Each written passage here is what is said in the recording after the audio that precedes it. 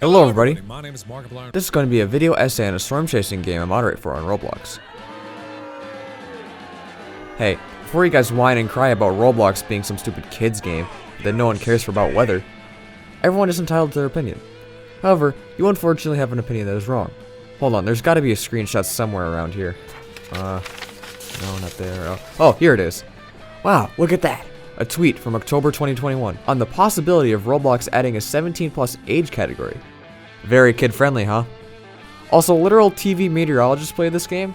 Yes, these guys right here. Okay, now that this is out of the way, let's get into Twisted Beta is a game about storm chasing, as you can guess, on Roblox. Twisted is full of interesting things such as storms, vehicles, hidden Easter eggs, lore, and of utmost importance, tornadoes. Many more things will be discussed in this video as well, so let's get started.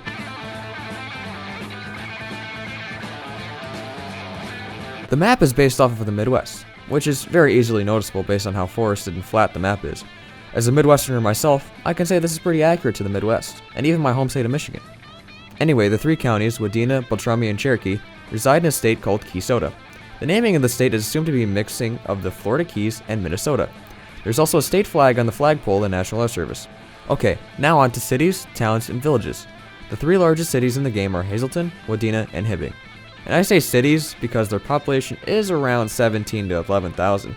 However, the Roblox engine is It's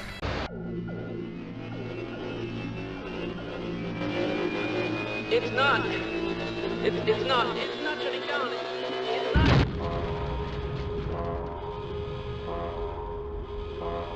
very limiting and cannot handle a well-detailed game, which means no very large cities.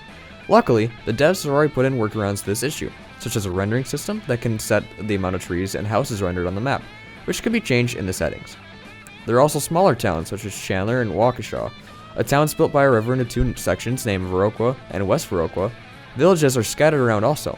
The most visited ones are most likely being Funkley, Tenkiller, and Trent. Trailer parks include Angora and Nateville, and are frequent in some other towns. There are also unincorporated communities such as Sneed, which has a power plant. There is also a troubling past to this area, which will be explained in the next section, called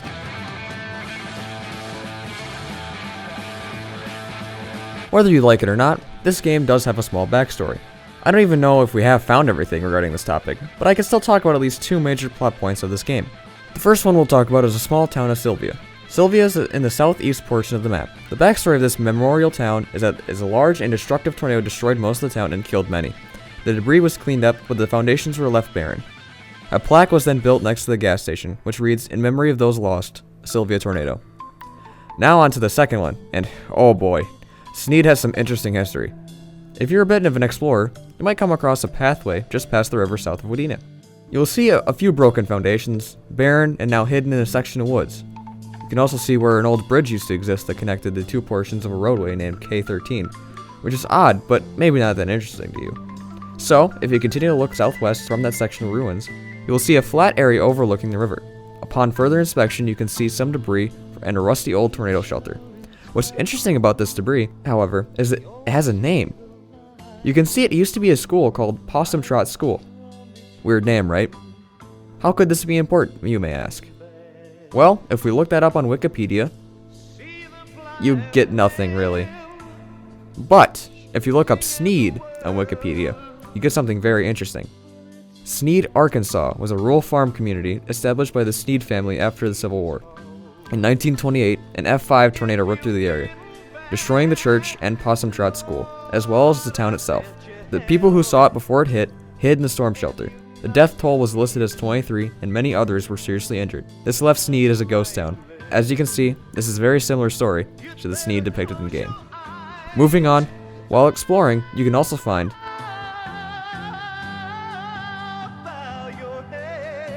Easter eggs are found in obscure areas of the map, often relating to events, or even accidentally leaving jokes in the game. One can be located in the northeast portion of the map, next to a bridge on a tree. This in-game meme pokes fun at the similarities of another storm chasing game to Twisted. Another one can be found typically in the north to northeastern part of the map. Mr. Gray was originally a joke but was later kept in as an Easter egg. Another reference is seen in the state flag. 1984 is a callback to the Discord server's love for making 1984 jokes. You know, the book from George Orwell. Well, since I can't find any more, and I'm just too lazy, we can move on to...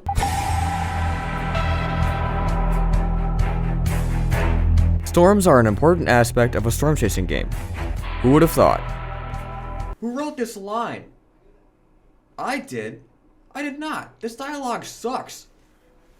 Just like me, buddy, I'm gonna toss you out that window.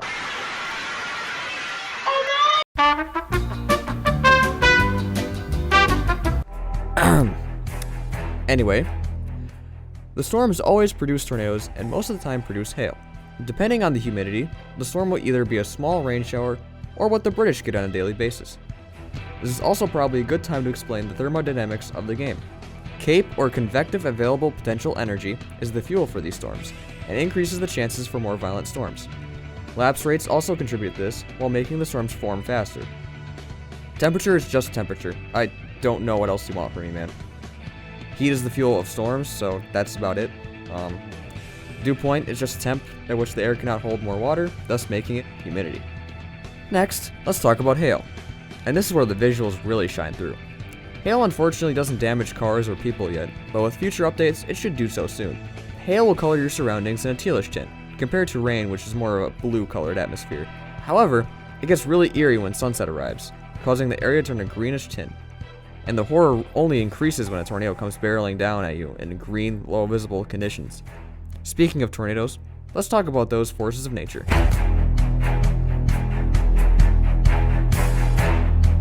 Tornadoes come in all shapes and sizes, from little tiny ropes to large wedges and even multi-vortex tornadoes. Tornadoes are influenced by the CAPE and lapse rates, and depending on humidity, can begin to wrap rain against themselves. They normally move west to east, which can be varied by north and south as well.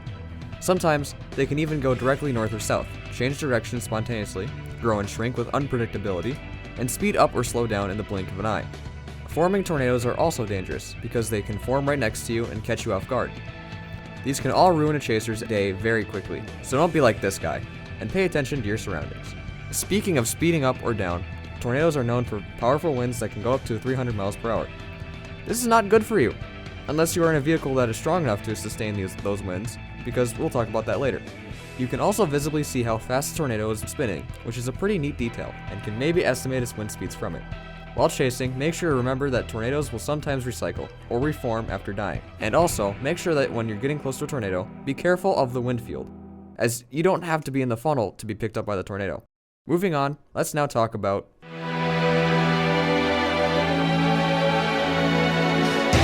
storm chasing. Who would have guessed this would be a section for this video? Anyway, you have several vehicles to do this in: trucks, SUVs, sedans, armored vehicles, a radar truck, and many other civilian and specialized cars. Trucks, like the Dodge Ram, Chevy Silverado, Ford F-150, and Toyota Tundra, are useful for more of a dirt road roll, and use lift kits to go faster on dirt roads, go over debris, and drive up and over curbs. Just like that lifted Dodge Ram that tailgates you even though you're going 60 and at 55 on the way to your local Walmart. Sorry about that. Anyway, SUVs and sedans are your pavement vehicles, specifically the Dodge Charger, which goes 125 miles per hour on main roads, but slows to a crawl on dirt and gravel roads. Armored vehicles such as the TIV-2 or Tornado Intercept Vehicle 2 and Dominator 3 are good for driving into tornadoes. The TIV-2 is slow to deploy but can sustain 220 mile per hour winds, while the Dom 3 can sustain 190 mile per hour winds but deploys really fast. The TIV-2 has an IMAX turret that has camera access, can be rotated, and the hatches on this said turret can be opened. The radar truck, aka Doppler on wheels, or DOW for short, is a semi-truck with a radar dish attached to the back of it. This vehicle is best to be close to the tornado, but not so close that you'll be the first flatbed in low Earth orbit. Your job is to scan the tornado with the Doppler radar in the back so you can get accurate wind speed measurements. So make sure you are in an open area with no obstructions between you and the tornado. There are other specialized chaser cars as well. Some don't have a use yet, like the 1995 Dodge Ram with Dorothy Ford promo from the movie Twister. One that does have a use is called the Doghouse, which is another Dodge Ram. When sitting in the back of this truck, you can access the camera, which can be moved in any direction. This can be good for cinematic shots. Now let's talk about money making, the whole reason why people storm chase in the first place. And don't believe the ones who only do it for a hobby. They secretly are all massive storm chasing tycoon owners. Anyway, earning money is quite simple. You can earn money from driving, cutting down trees, mesonet readings, probe readings, intercepting tornadoes, some civilian jobs, EMS work, National Weather Service work, and scanning wind speeds. If you want to see an in-depth beginner's guide on all this stuff, check out my friends' videos here. They basically explain everything you need to know to get started. Link in the description. Okay, we have talked a lot about storm chasing. Let's move on to the opposite side of the coin. We're all about weather forecasting, broadcasting, and assessment. Unfortunately, you cannot forecast anything in-game really, so we can just move on to the broadcasting portion. You can issue 2 different warnings with this job: severe thunderstorm warnings and tornado warnings. These warnings, when issued, will be broadcasted in every car in or near the warning polygon. Let's take a listen.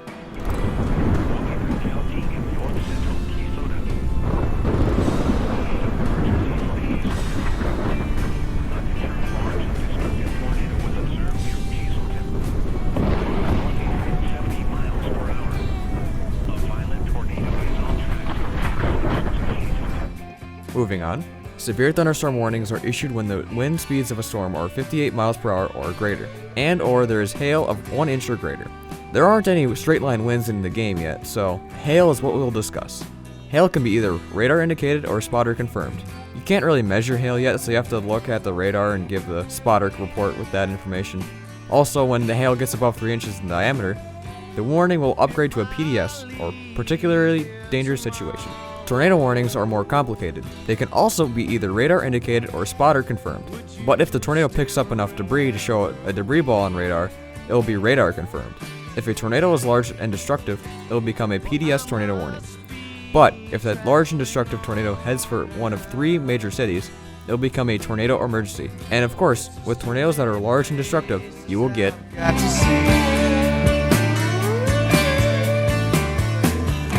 damage is always going to happen when there's a tornado. Sometimes it's only a few twigs, or it's an entire town that got eviscerated. This is how tornadoes are rated. As a National Weather Service worker, your job here is to assess damage in 6 categories: EF0, EF1, EF2, EF3, EF4, and EF5. There's also another rating tornadoes can get called EFU or EF unknown, where no damage occurs from the tornado. When towns do get hit from a tornado, the National Weather Service isn't the only one going to be there, especially when casualties are afoot. You're going to have to call for some.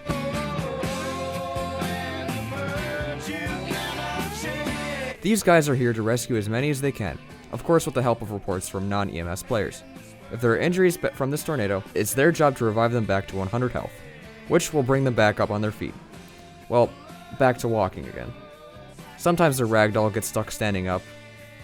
Anyway, if the NPCs are unfortunately at 0 health, they can no longer be revived, and there isn't much for the player to do but to then put them in a body bag. Players will not get paid for dead NPCs.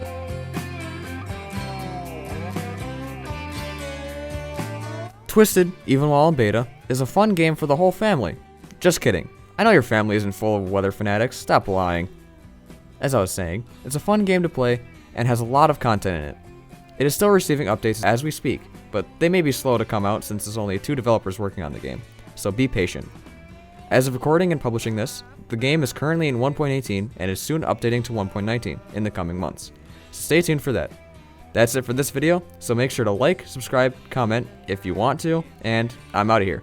See you all of you in the next one.